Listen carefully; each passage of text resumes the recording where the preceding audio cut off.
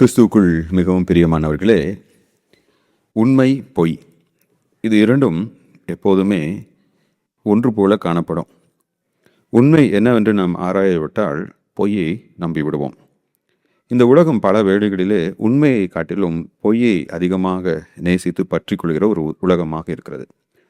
அதே போல்தான் ஊழியத்திலும் உண்மையான ஊழியர்கள், பொய்யான ஊழியர்கள், உண்மையான தீர்க்கதரிசிகள், பொய்யான தீர்க்கதரிசிகள் என்று இருக்கிறார்கள்.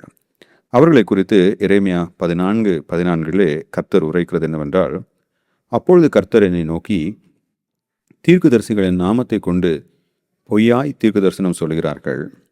நான் அவர்களை அனுப்பினதும் இல்லை, அவர்களுக்கு கற்பித்ததும் இல்லை, அவர்களோடு பேசினதும் இல்லை. அவர்கள் கள்ள தீர்க்க தரிசனத்தையும் கள்ள சகுனத்தையும் இல்லாத விசேஷத்தையும் தங்கள் இருதயத்தின் கபடத்தையுமே உங்களுக்கு தீர்க்க தரிசனமாய் சொல்கிறார்கள்.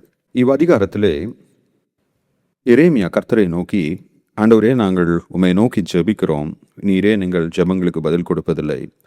நாங்கள் பாவ மன்னிப்புக்காக உம்மிடத்தில் மன்றாடுகிறோம், எங்கள் பாவங்களை நீரேன் மன்னிப்பதில்லை. நீரேன் எங்களுடைய ஜெபத்தை ஏற்றுக்கொண்டு இஸ்ரவேலை மன்னியாமல் இருக்கிறீர் என்ற கேள்வியை வைக்கிறார். அதற்கு பதிலாக கர்த்தர் எரேமியாவை பார்த்து கூறினது, என் மக்கள், நான் மீட்டுக்கொண்ட என் மக்கள் என் வார்த்தையை நம்பாமல் பொய்யான தீர்க்கதரிசிகள் மீது நம்பிக்கை வைக்கிறார்கள். யார் இந்த பொய்யான தீர்க்கதரிசிகள்? கர்த்தர் அவர்களோடு தன்னை வெளிப்படுத்தாத போதும், கர்த்தர் அவர்களை அனுப்பாத போதும், கர்த்தரே எங்களை அனுப்பினார் என்று கள்ள தீர்க்க தரிசனம் உரைத்து மக்களை வஞ்சிப்பவர்கள். அந்த மக்கள் இவர்கள் பொய்யான தீர்க்கதரிசிகள் என்று ஆராய்ந்து அறியாமல் அவர்களை ஏற்றுக்கொண்டு அவர்களுடைய வார்த்தையை நம்பினதினாலே அவர்கள் மீது தேவன் தன்னுடைய கோபத்தை ஊற்றுவேன் என்று கூறுகிறார். இந்த பொய்யான தீர்க்கதரிசிகள் எப்படிப்பட்டவர்களாக இருக்கிறார்கள்? கடவுள் தங்களோடு பேசாத போதும் பேசியதாக கூறுபவர்கள். அவர்கள் கடவுளின் வார்த்தையை பிரசங்கியாமல் கடவுள் தங்களுடன் பேசினார் என்று பொய் பிரசங்கங்கள் செய்பவர்கள்.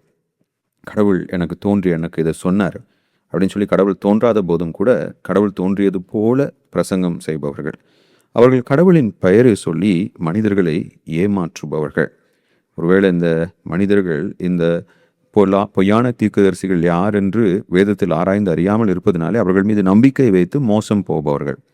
எனவே கடவுளுடைய பிள்ளைகளாகிய நாம் தீர்க்கதரிசி என்று கர்த்தருடைய நாமத்தை கொண்டு ஒருவன் பிரசங்கிக்கும் போது அவன் உண்மையான தீர்க்கதரிசியா இல்லையா என்று வேதத்தை ஆராய்ந்து அறிந்து கற்றுக்கொள்வது மிக மிக அவசியம்.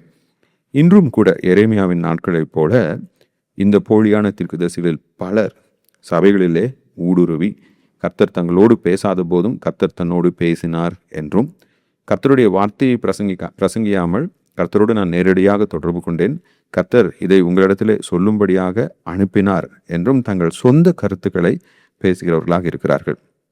உண்மை பொய் இது இரண்டும் எப்பொழுதுமே இருக்கிறது. உண்மையான தீர்க்கதரிசிகள், உண்மையான ஊழியர்கள், அதே போல போலியான தீர்க்கதரிசிகள், பொய்யான ஊழியர்கள் எப்போதுமே இருந்து கொண்டுதான் இருக்கிறார்கள். அவர்களுடைய நோக்கம் என்ன? மக்களை தங்களுடைய சுய லாபத்திற்காக வஞ்சிப்பது. ஆனால் அவர்கள் யாரென்று அறியாமல் அவர்கள் மீது நம்பிக்கை வைத்து மோசம் போகும் அநேக மனிதர்கள் இன்றைக்கு சபைகளிலே இருக்கிறார்கள். எனவே எனக்கு பிரியமானவர்களே, இப்படிப்பட்ட நபர்கள் மீது நாம் நம்பிக்கை வைத்து அவர்களை பின்பற்றுவோமே என்றால் நம் மீது கடவுளுடைய கோபம் ஊற்றப்படும். எனவே இத்தகைய கள்ள தீர்க்கதரிசிகளுக்கு ஜாக்கிரதையாக இருப்போம். கர்த்தரின் வார்த்தையை ஆராய்ந்து அறிந்திருப்போம். தேவன் தாமே இந்த கள்ள தீர்க்கதரிசிகளை கண்டறிந்து அவர்களை தள்ளிவிட நமக்கு உதவி பாராட்டுவாராக. ஆமேன்.